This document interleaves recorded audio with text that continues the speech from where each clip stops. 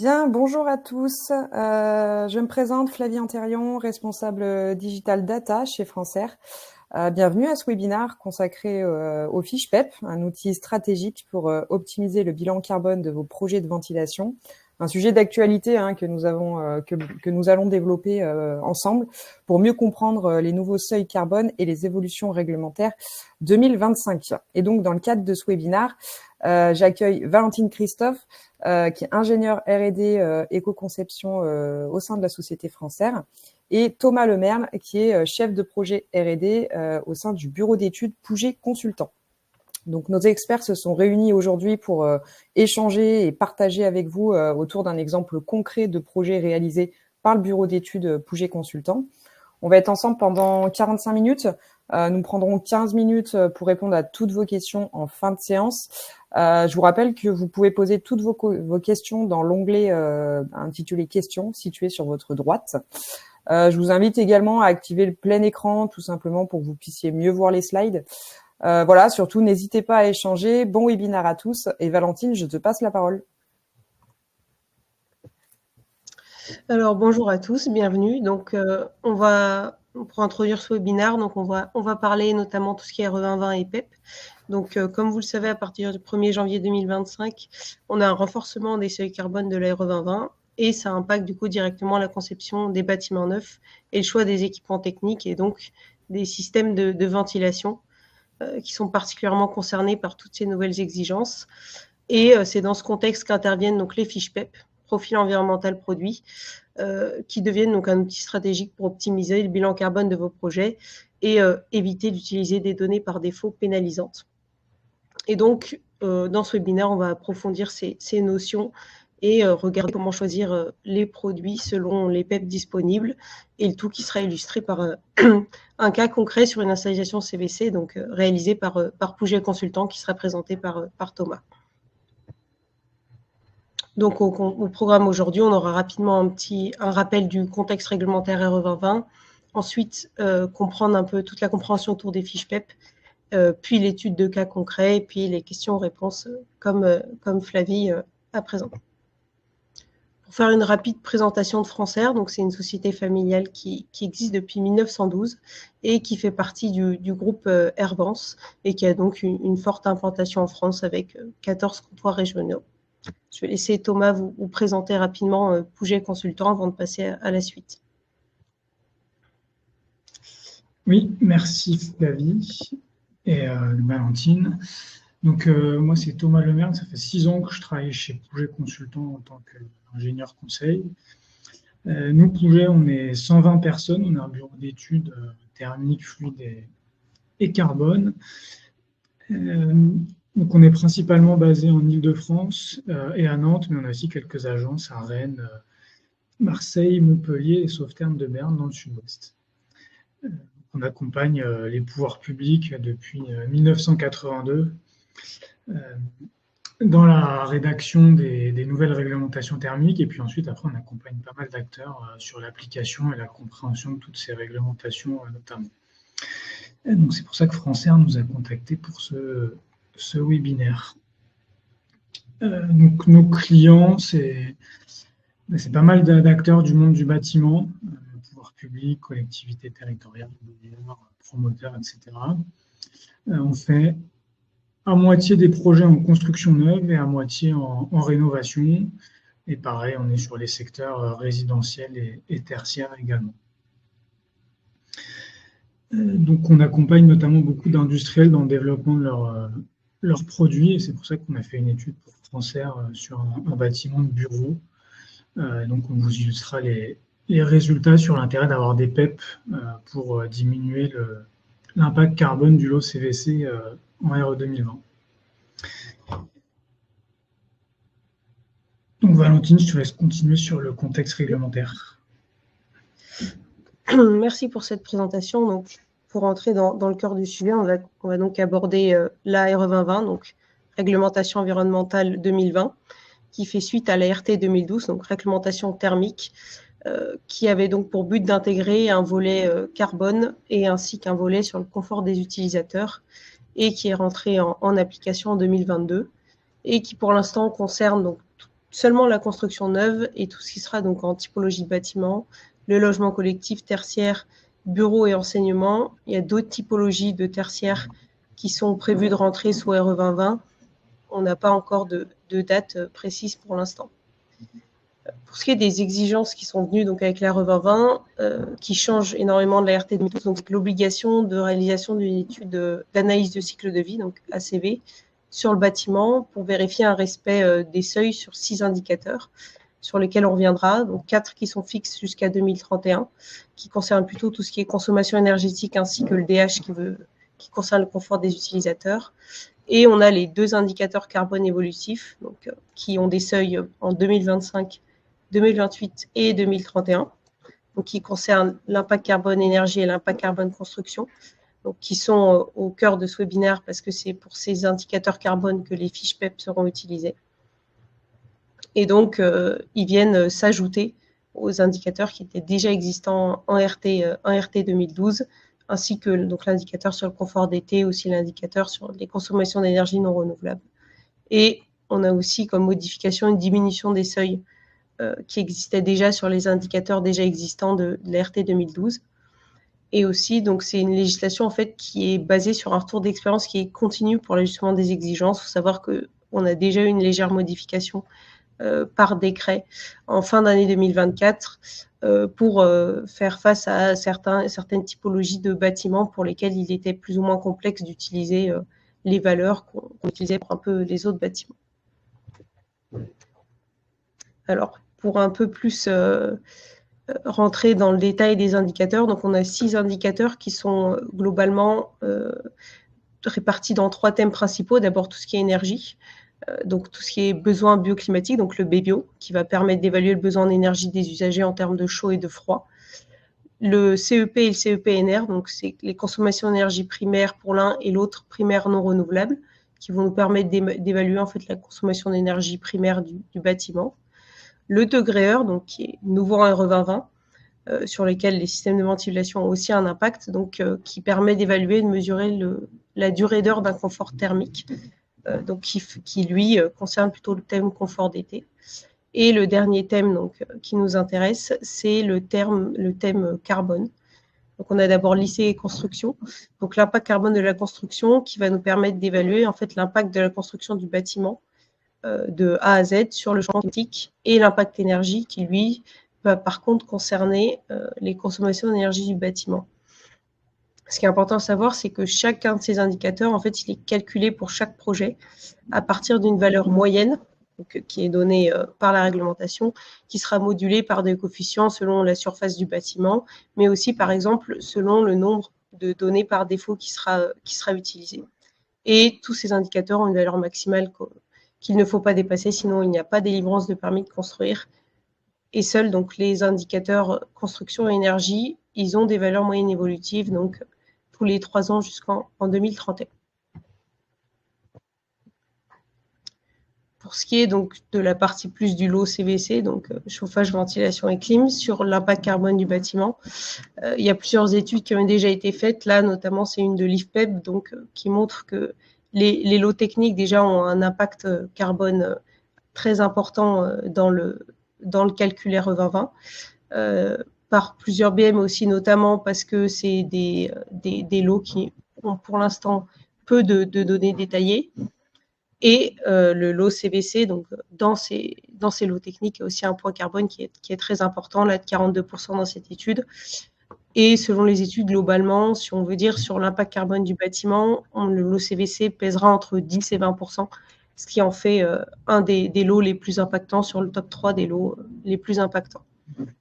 Avec notamment donc, tout ce qui sera gaine acier, CTA, donc centrale de traitement d'air, ventilation simple flux, diffusion des enfumages qui vont peser sur l'impact carbone.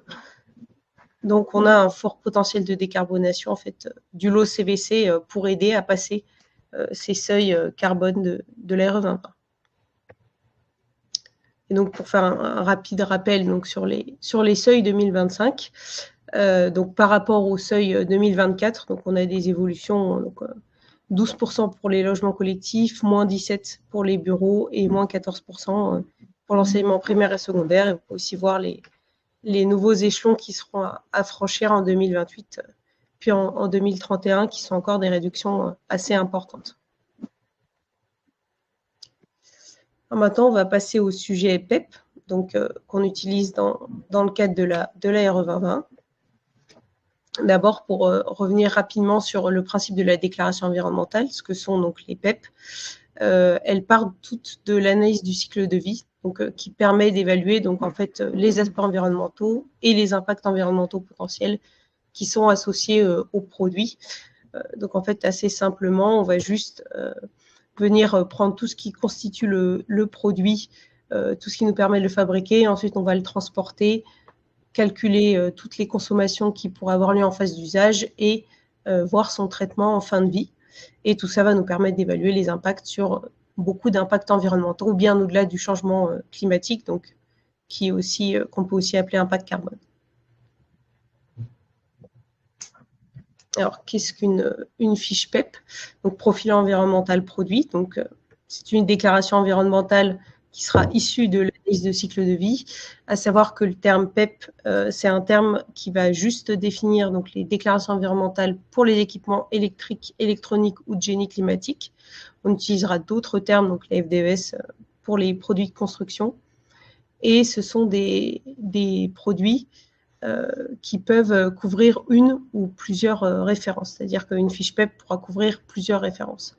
Et ce sont des déclarations qui sont vérifiées par tiers. Donc, toujours une vérification externe. Donc, à quoi servent les PEP? Donc, on les utilise dans le cadre de la RE 2020 dans le calcul de l'impact carbone du bâtiment. Et vous pouvez retrouver toutes les PEP qui sont enregistrées sur la base Ignes. Donc, vous avez une capture d'écran sur la diapositive. Et donc, vous pouvez chercher assez facilement, que ce soit par nom de produit ou par organisme déclarant, pour retrouver toutes les PEP et du coup les FDES pour les produits de construction, toutes les déclarations dans le cadre de la RE 2020 qui seront disponibles à l'heure actuelle. Et on retrouve aussi toutes les PEP sur tous les logiciels qui sont RE 2020, donc avec un accès direct. Et les PEP sont aussi donc utilisés comme des outils d'éco-conception. On a vu que la réglementation était progressive, donc avec des seuils qui diminuent de plus en plus, et les PEP nous permettent aussi de faire une première évaluation. Et le but ensuite, pour passer les seuils, notamment plus lointains, donc surtout sur le seuil 2031, ce sera d'améliorer les fiches PEP qui existent à l'heure actuelle en 2025. Alors, pour le contenu d'une fiche PEP, quand vous ouvrez une fiche PEP, c'est généralement assez long. Vous avez entre 10 et 15 pages, donc sous format PDF. Vous allez d'abord retrouver une description du produit, de ses caractéristiques, une description de l'unité fonctionnelle déclarée, donc ça on va y revenir, des matériaux constitutifs principaux, et ainsi que toutes les références qui seront couvertes par la fiche PEP, et des hypothèses qui sont utilisées dans de l'ACV. Ça prend quelques pages. Généralement, ce sera plutôt utilisé dans le cadre où les personnes souhaitent faire des comparaisons. On va donner un exemple. Si jamais vous utilisez de l'énergie renouvelable lors de la fabrication, vous serez obligé de le préciser sur la fiche PEP si vous n'utilisez pas le mix électrique du pays de production, par exemple. Et ensuite, si vous allez donc à peu près à la 10e page, vous trouverez 2 grands tableaux qui vous présenteront les impacts environnementaux du produit, selon 39 indicateurs différents, donc bien au-delà de l'impact carbone ou du changement climatique utilisé dans les RE 2020. Et ensuite, vous trouvez aussi des coefficients d'extrapolation qui seront appliqués pour les produits de la même gamme, donc les autres références couvertes par la fiche PEP. Alors, on va rapidement revenir. Donc, quand vous regardez des résultats PEP, vous trouverez des résultats pour 2 unités. D'abord, une unité fonctionnelle qui permet la comparaison entre PEP, qui est normée, donc qui vient des normes françaises. Par exemple, pour un produit de ventilation, ce sera le transfert d'1 mètre cube heure air. Et ensuite, vous retrouverez une unité déclarée qui sera utilisée en fait dans le cas des RE 2020, qui va nous permettre d'avoir l'impact pour le produit en entier. Donc ça, vous aurez toujours ces 2 tableaux-là. Et ensuite, les tableaux, donc vous avez une capture d'écran qui sont assez complexes. Vous avez d'abord toutes les lignes. Donc là, vous avez juste un petit aperçu, mais en tout, il y a 39 lignes. Et ensuite, vous aurez une décomposition en phase du cycle de vie, donc par colonne. Donc, on va revenir dessus ensuite. Et vous aurez une colonne totale cycle de vie avec, pour la première ligne, qui sera toujours l'impact carbone ou le changement climatique total. Donc, c'est deux moyens d'appeler cet indicateur. Et ce sera le chiffre qui sera utilisé en RE 2020 sur l'unité déclarée. En réalité, les logiciels RE 2020 ne verront que ce résultat, donc dans la colonne totale cycle de vie sur la première ligne. Les autres seront disponibles, mais seulement dans la fiche PEP. Et donc, on a une décomposition, donc on a dit en cycle de vie. Donc, on a 5 phases principales, donc qui sont la phase de fabrication, donc tout ce qui sera matière première, mais aussi qui prendra en compte le transport de l'usine de transformation vers l'usine, vers le lieu de distribution. La phase de distribution, donc là, c'est le transport du produit vers le chantier. Tout ce qui est installation, donc si jamais il y a une modification du bâti pour installer le produit, mais aussi tout ce qui est déchets produits lors de l'installation. La phase d'utilisation, donc vous voyez, il y a beaucoup de différentes sous-phases, mais généralement, ce qui nous intéressera, nous, sera la phase de maintenance et les consommations énergétiques, et puis la phase de fin de vie. Il faut savoir que ça, c'est une obligation européenne, donc c'est normé aussi. On est obligé de décomposer l'impact sur le cycle de vie et de simplement pas donner dans les fiches PEP le total cycle de vie qui sera sur la colonne la plus à droite. Vous avez aussi, donc, sur les lignes des tableaux de résultats, comme on a vu, il y a beaucoup plus qu'un seul indicateur d'impact. En tout, on en a 39, mais à l'heure actuelle, on utilise seulement le changement climatique total en kilogrammes CO2 équivalent, ce qui équivaut à l'impact carbone, en fait. Donc, c'est le seul indicateur qu'on utilise à ce jour sur la RE 2020. Le reste des indicateurs sera plutôt utilisé dans des démarches d'éco-conception, par exemple.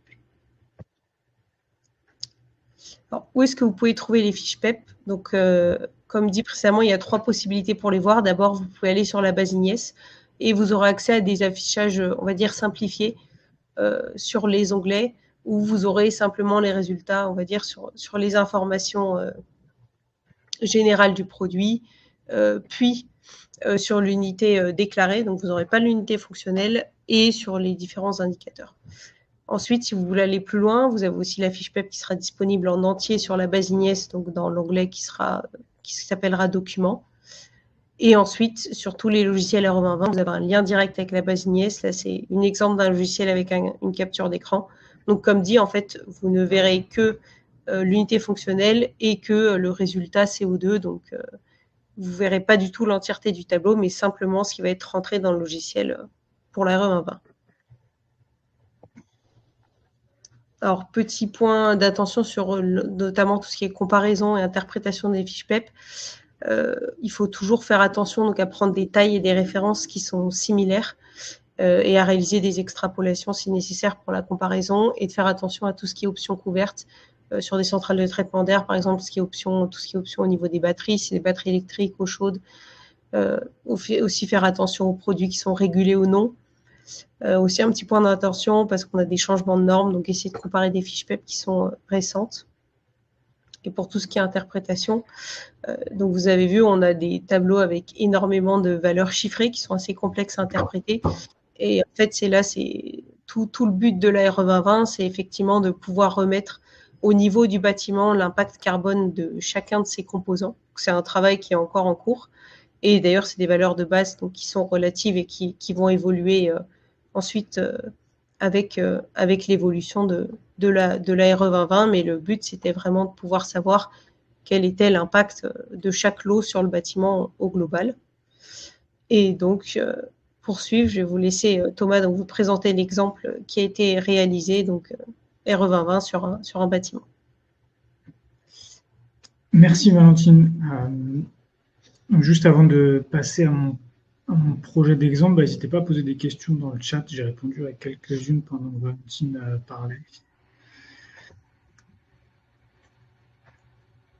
Donc, pour compléter l'approche théorique de Valentine, je vais vous illustrer un cas d'application sur un bâtiment de bureau, donc environ 2000 m², constructif traditionnel avec des planchers béton, façade béton isolée par l'intérieur, donc avec une façade principale assez vitrée pour ce bâtiment de bureau. Et là, le système de chauffage, c'était une pompe à chaleur double service avec des ventilos convecteurs gainables. Et on était sur une ventilation double flux sur la plupart des locaux. Donc, ce bâtiment de bureau, donc on a fait un calcul IC Construction. Donc, un calcul IC Construction, on découpe le bâtiment, on est obligé en 13 lots. Donc, les lots de 1 à 13, et puis tout en haut, on a le lot entier. Donc, ce qu'il faut retenir, ce n'est pas la recette de cuisine du 4 quarts, c'est la règle du 1 tiers, 1 tiers, 1 tiers. C'est-à-dire que le gros œuvre, le second œuvre et les lots CVC fluides, c'est à peu près 1 tiers de l'impact carbone sur les bâtiments.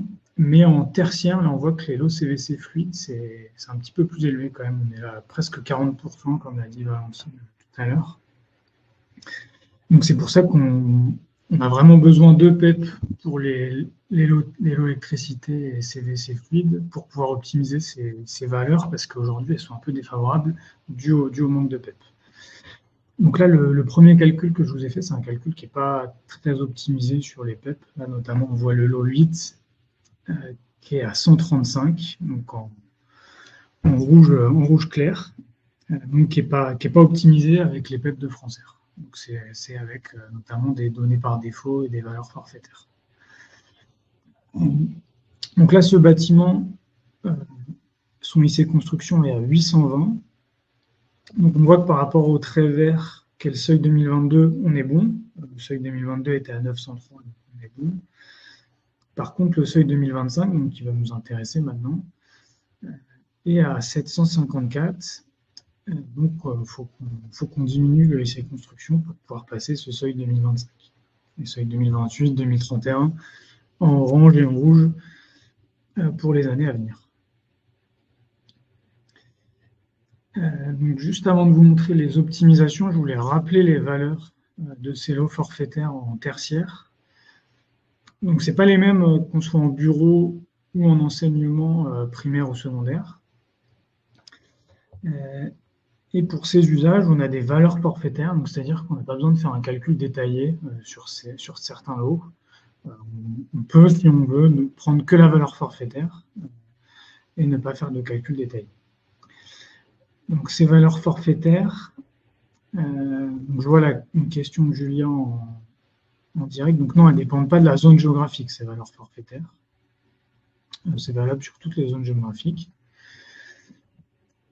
Et pour répondre à Louise aussi, il n'y a pas de date limite d'utilisation de ces valeurs forfaitaires, donc on pourra les utiliser jusqu'en 2031. Mais on sent bien qu'en 2031, les seuils ont beaucoup diminué. Donc en 2031, ça m'étonnerait qu'on utilise encore ces valeurs forfaitaires, sinon ce sera très compliqué de respecter les seuils IC Construction. Parce qu'on voit que les valeurs, notamment là pour le lot 8.1, 8.3, donc 8. C'est la partie production des lots CVC, 8.3 c'est la partie émission des lots CVC, 8.4 et 8.5, donc là c'est ce qui va intéresser Francaire avec ses PEP, c'est la partie traitement de l'air et des ondes de fumage et réseau et conduits CVC fluide. Et ensuite les lots 10 et 11, c'est les lots ELEC, courant fort, courant faible. Donc Pascal demande si les questions pourraient être visibles par tout le monde. Donc je crois que ça c'est pas possible. Désolé. Et donc juste avant de passer aux optimisations, je réponds un peu en direct aux questions. Donc Cyril qui demande si les seuils sont fixés suivant la date du permis de construire. Donc effectivement, ce qui compte sur les seuils là que je vous montre, 2022, 2025, 28, 31, c'est la date de dépôt du permis de construire. Donc aujourd'hui, tous les permis de construire qui sont déposés à partir du 1er janvier 2025 sont soumis au trait jaune, qui est beaucoup plus ambitieux.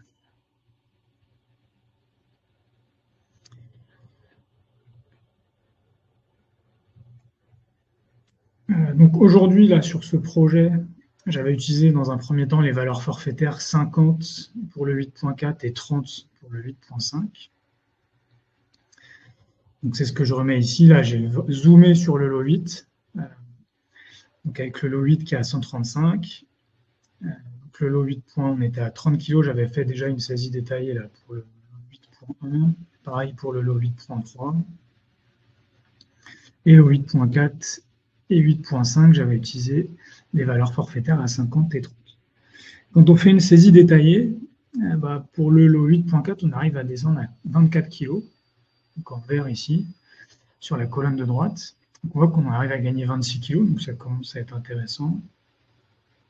Par contre, pour le lot 8.5, là on est plus élevé que le forfait. On passe à 45 kg. Donc là, ça s'explique si on regarde dans les petits tableaux qui sont en haut à droite. J'ai mis le détail des données ou les PEP les plus impactantes. Et on voit qu'il y a encore des données par défaut assez impactantes. Donc là, par exemple, une donnée par défaut d'aide, c'est données environnementales par défaut. Tubes en acier noir et les calorifuges de ces tubes en acier noir qui sont très pénalisants. Donc une fois qu'on n'aura plus ces dettes, on arrivera à diminuer encore le lot 8.5, mais là pour l'instant aujourd'hui on n'arrive pas à descendre en dessous du lot forfaitaire à 30 kg pour 8.5. Par contre pour le lot 8.4, donc là on a pas mal de PEP de Francer, Powerplay, donc la centrale double flux, les diffuseurs, les caissons Sirius et puis les caissons défumeurs de désenfumage. Et donc là, on arrive à baisser beaucoup le lot 8.4 à 24 kg. Et puis pour info, j'ai mis aussi pour les lots 8.3 et 8.1 les PEP ou les données par défaut les plus impactantes. Donc on voit que c'est beaucoup les ventiloconvecteurs et puis les paqueros qui pèsent pas mal en carbone. Alors, avant de passer à la slide d'après, je vais répondre aux questions. Dans quelle mesure cette disposition est applicable sur une rénovation de bâtiments existants? Donc, la RE 2020, ça s'applique pour les bâtiments neufs, mais dans les arrêtés, il y a un article, je n'ai plus le numéro, mais je pourrais vous le retrouver, qui dit que si vous respectez la RE 2020, vous respectez toutes les autres réglementations thermiques, et dont l'arrêté existant.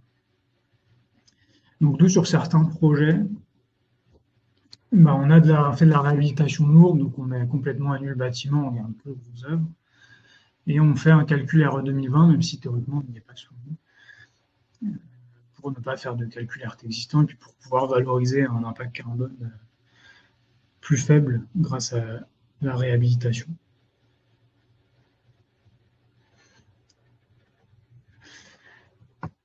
Est-ce qu'on a le droit de choisir les sous-lots entre valeur forfaitaire et calcul détaillé? Donc oui, ça c'est possible, et d'ailleurs c'est la slide d'après, il me semble, c'est la slide d'après. Donc ces valeurs forfaitaires, on a le droit de les utiliser dans tous les cas. En fait là on va choisir suivant les sous-lots, est-ce qu'on fait une saisie détaillée ou est-ce qu'on fait une saisie forfaitaire? Donc là, la colonne à droite, c'est qu'avec des forfaits.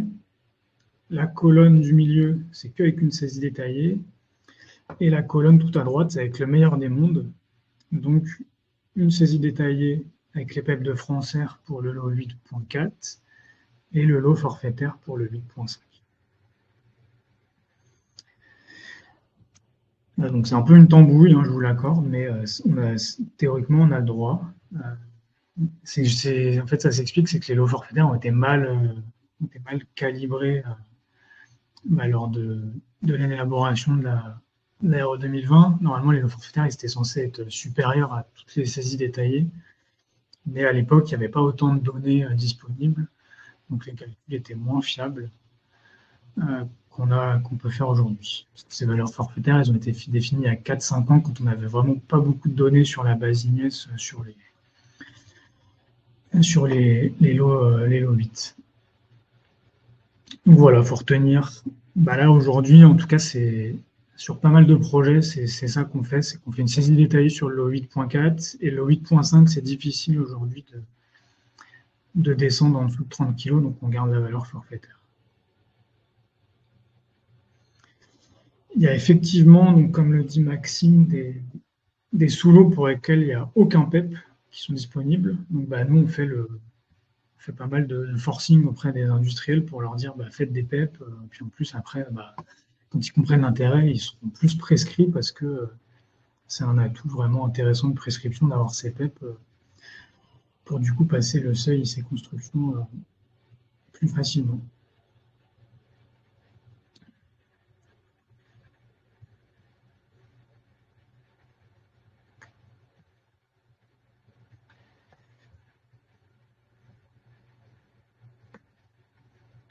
Alors oui, juste avant, il y a une question de Charlotte.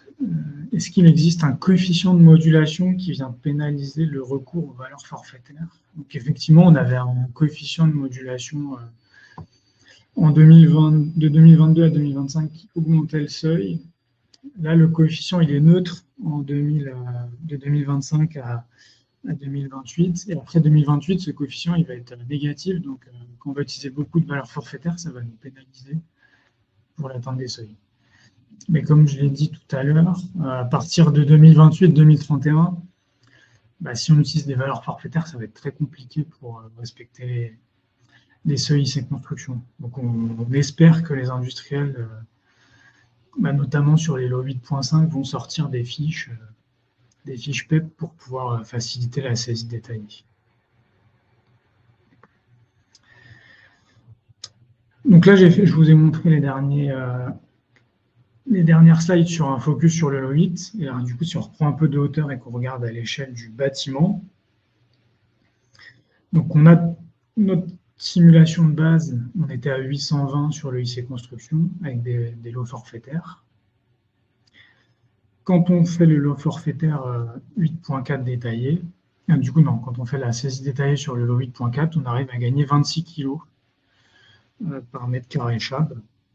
Et donc, on se rapproche du seuil 2025. Donc, forcément, après, si on va être seuil 2025, il faut travailler sur tous les autres lots, grosses œuvres, secondes œuvres, et puis les autres lots fluides aussi. Mais là, gagner 26 kg, c'est quand même assez intéressant, surtout qu'on les gagne sans surcoût majeur. C'est juste qu'on va affiner le calcul. Et si vous voulez un ordre de grandeur, si vous voulez gagner 26 kg, par exemple, en choisissant des matériaux bas carbone sur le second œuvre ou sur une grosse œuvre, ça va vous coûter entre 25 à 50 euros par mètre carré chab. Donc, ce n'est pas négligeable d'un point de vue surcoût de gagner ces 26 kg.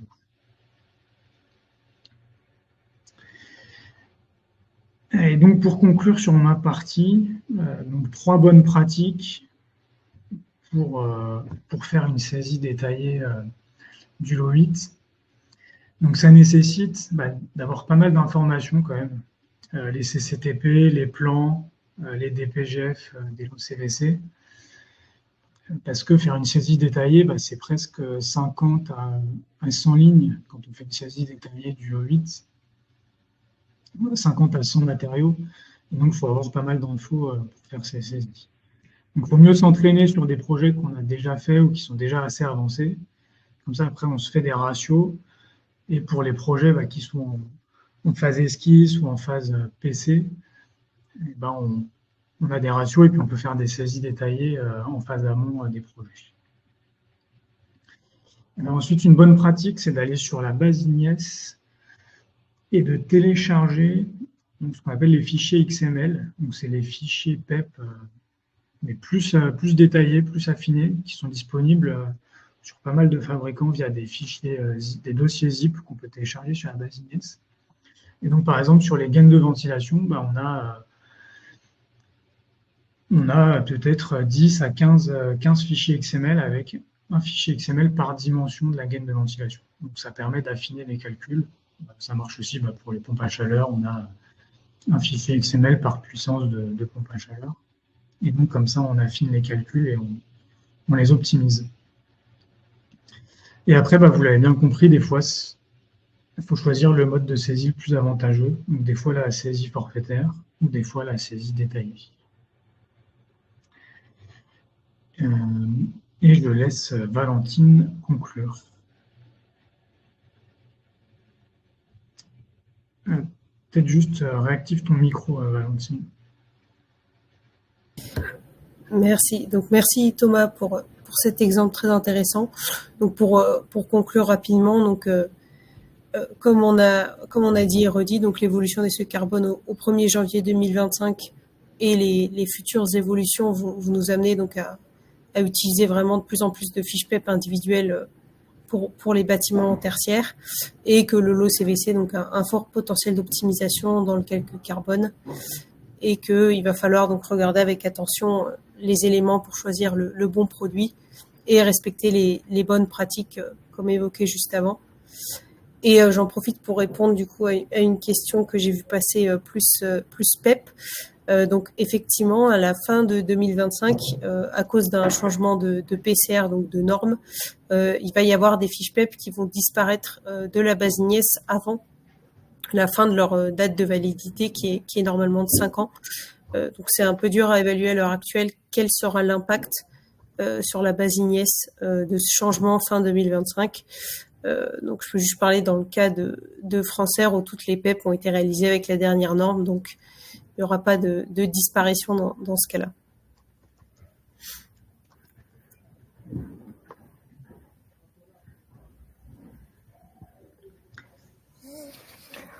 Ok, merci à tous les deux, Thomas et Valentine, donc pour ces échanges. Thomas, tu as été hyper réactif, tu as répondu aux questions en direct. Je regarde s'il en reste.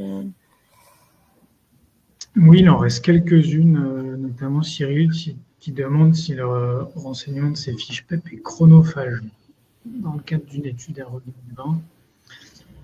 Effectivement, un calcul IC Construction, donc réaliser une ACV sur un bâtiment, nous on fait à peu près x2 sur nos temps d'études entre la RT 2012 et la RE 2020. RT 2012, on faisait que la partie thermique. Là maintenant, à RE 2020, on fait un calcul thermique et un calcul carbone. Donc on passe 2 fois plus de temps, même des fois un peu plus, parce que le calcul carbone, ça prend encore plus de temps dans certains cas si on change tous les jours de conception, ce qui n'arrive pas sur pas mal de projets. Donc oui, c'est assez chronophage.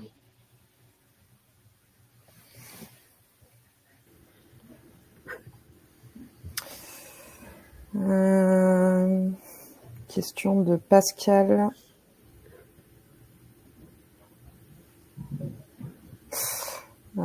Peut-être pour toi, Valentine, est-ce que Francaire a un programme de développement de nouveaux PEP sur des matériels non encore traités?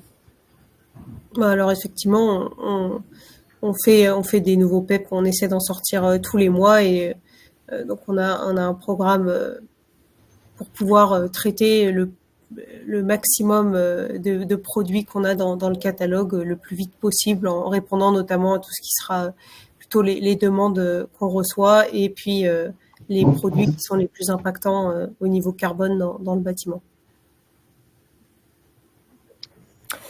Je vais répondre à une question générale qui a été posée par beaucoup d'entre vous sur le fait de disposer de cette présentation et de pouvoir accéder au replay. Donc oui, bien sûr, on vous partagera le replay de ce webinar ainsi que la FAQ. Donc on va nous recentraliser toutes vos questions et puis y répondre par écrit. On vous enverra donc le replay et la FAQ par mail.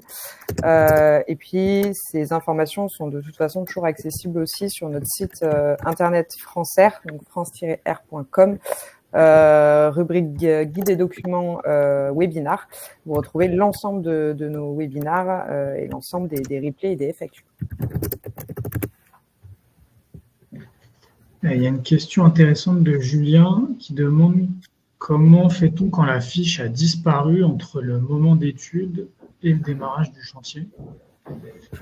Donc là, il y a un article, pareil, dans les textes de l'ERE 2020, donc je n'ai pas le numéro en tête, mais je pourrais le retrouver, qui dit que une fois qu'une FDES ou un PEP a été saisi dans l'étude, vous avez le droit de la garder durant toute la durée de vie du projet. Nous, souvent, on fait des mises à jour pour toutes les phases du projet. Et donc, à chaque fois qu'on ouvre notre fichier de calcul sur les logiciels réglementaires, ça nous demande est-ce que cette fiche a disparu, est-ce que vous voulez la garder dans votre calcul, vous voulez la remplacer par une fiche. Et donc, c'est pas grave, même si la fiche a disparu, on peut quand même la garder du moment qu'on l'a saisie au début du projet dans le logiciel.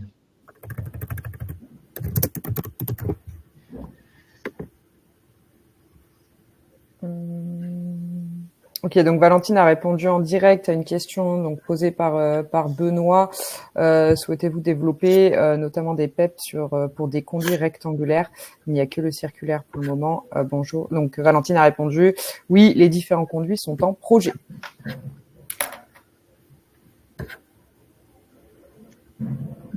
Ensuite, il y a Monsieur Ibn Barka qui demande sur une mission calcul ACV avec les lots forfaitaires. Et maintenant, le lot 8 détaillé, combien de temps on ajoute pour la mission maîtrise d'œuvre? Donc effectivement, ça peut faire un peu peur, hein, un lot 8 détaillé, on est à peu près entre 50 et 100 matériaux à renseigner. En fait, ce qu'il faut essayer de faire, c'est les premiers lots 8 qu'on va faire détaillés, ça va prendre beaucoup de temps. Ça va prendre peut-être, je pense, des fois une semaine, si on veut bien faire le travail. Mais après, une fois qu'on en a fait 2-3, au final, la structure est quand même assez la même. Et du coup, nous, sur nos projets, ça ne nous prend plus que quelques heures maintenant pour faire des lots 8 détaillés. Mais les premiers calculs, ouais, sont assez longs à faire.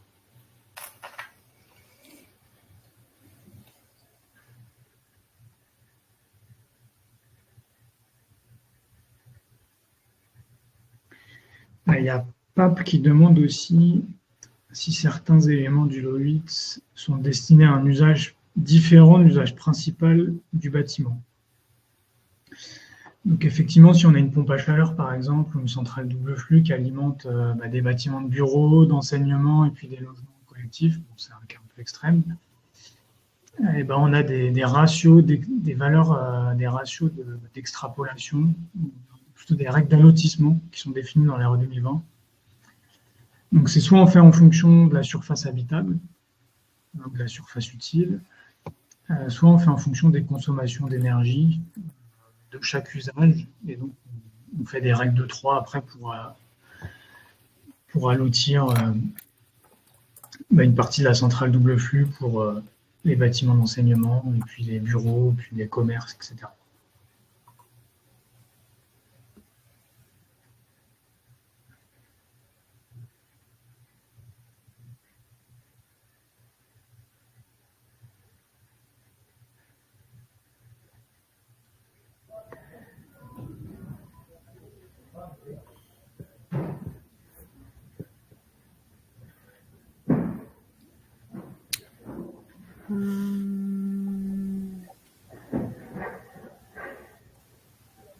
Thomas, Valentine, vous voyez d'autres questions?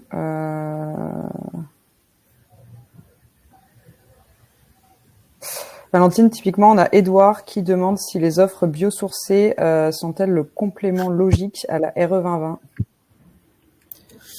Oui, effectivement, si on regarde sur tout ce qui sera les prochains seuils, tout ce qui est biosourcé présente un avantage carbone qui est souvent assez important. Alors, toujours faire l'ACV avant, donc avoir les fiches PEP et FDES qui correspondront, mais c'est un levier qui a été identifié dans la réglementation dans le cadre de l'RE 2020, pouvoir passer et optimiser le calcul carbone donc pour les prochains seuils.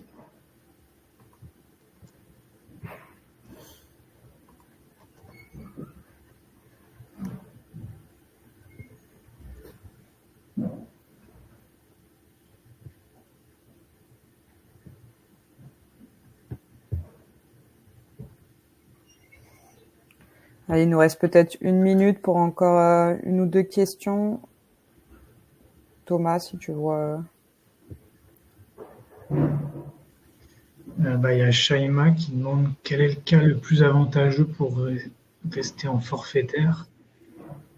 Donc ça, je le mettais dans la slide. Ici, donc là, sur ce bâtiment, c'était de faire le lot 8.5 en valeur forfaitaire. Après, des fois, sur certains projets, c'est un peu au cas par cas, quoi. Des fois, le lot 8.1, l'industriel qu'on va prescrire, il n'a pas de PEP, donc la pompe à chaleur, elle émet trop de carbone, donc on va garder la valeur forfaitaire pour le lot 8.1. Pour les lots courant fort, courant faible, aujourd'hui, c'est compliqué de faire des CSI détaillés, donc on va rester en valeur forfaitaire aujourd'hui. Même si là, on est en train de développer ces sujets en interne. C'est un peu du cas par cas, quoi. Mais en général, le cas assez fréquent, c'est le lot 8.5. C'est très difficile de descendre en dessous. Ça, c'est un peu le cas systématique.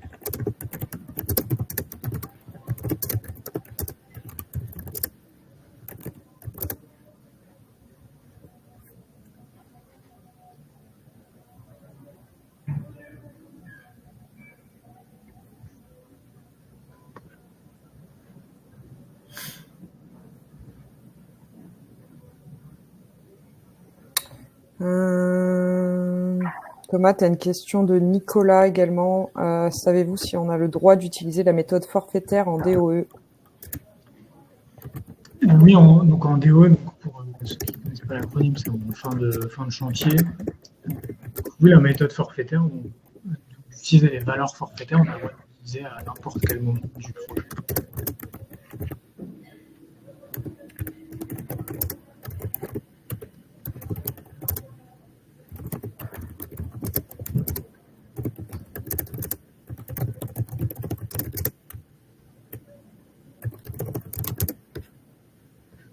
Et il y a le parallèle avec les logements qu'on peut faire pour répondre à une question aussi. Donc en logement, effectivement, il y a moins de valeurs forfaitaires. Si je veux bien ici. En logement, il y a juste une valeur forfaitaire pour le lot 8.1, le lot 10 et le lot 11. Donc en logement collectif, on va souvent utiliser la valeur forfaitaire pour le lot 10 et 11. Un peu moins pour le lot 8.1. Souvent, on arrive à faire des saisies détaillées en logement collectif. Et en maison individuelle, on va faire une saisie détaillée pour le lot 8.1 et souvent aussi le lot 10. Et souvent, le courant faible reste toujours en saisie forfaitaire.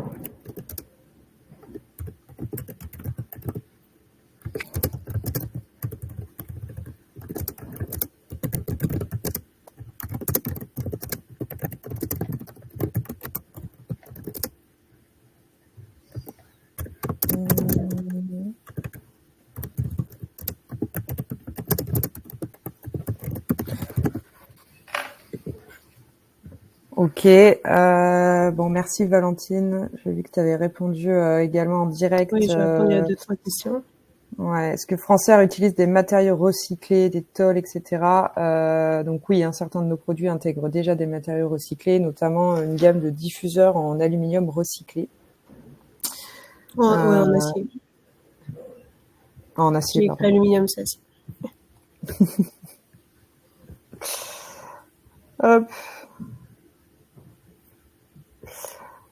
Ok, on peut clore, ou Thomas, tu voulais encore répondre à quelques questions?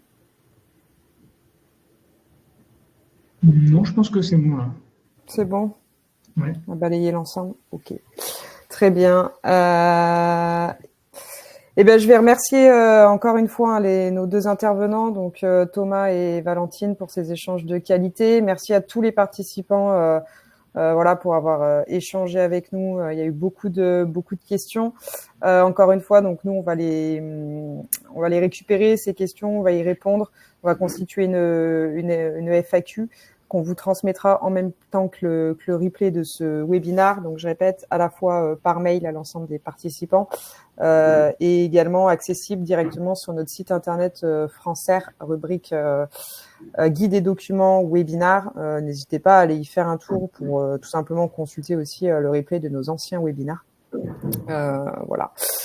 Merci à tous. On va vous souhaiter un bon appétit et on vous dit à très vite pour un prochain webinar. Merci. Merci à vous. Merci.